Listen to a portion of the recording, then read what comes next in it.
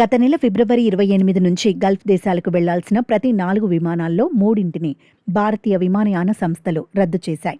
Air India express, IndiGo, ఆకాశ air, spice jet కంపెనీలు దాదాపు 2400 విమాన సర్వీసులను రద్దు చేసినట్లు అధికారిక గణాంకాలు చెప్తున్నాయి.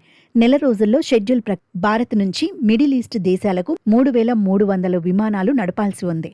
అంటే 72% క్యాన్సిల్ అయ్యాయన్నమాట. ఇక భారత్ నుంచి విదేశాలకు వెళ్లే ప్రయాణికుల్లో దాదాపు సగం మంది గల్ఫ్ దేశాలకే. గత ఏడాది ఒక్క యూఏఈకే 1.21 కోట్ల మంది భారత్ నుంచి వెళ్లారు.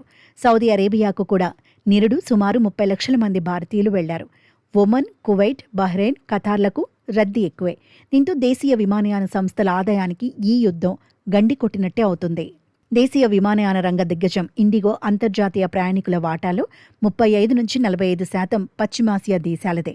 ఎయిర్ ఇండియాలో ఇది 30-35% ఉంది. ఇక మధ్య చిన్న శ్రేణి విమానయాన సంస్థల విషయానికొస్తే స్పైస్ జెట్ ఆదాయంలో దాదాపు 40%, ఆకాశ ఎయిర్కు సుమారు 80% విదేశీ ఆదాయం గల్ఫ్ దేశాల నుంచే వస్తుంది.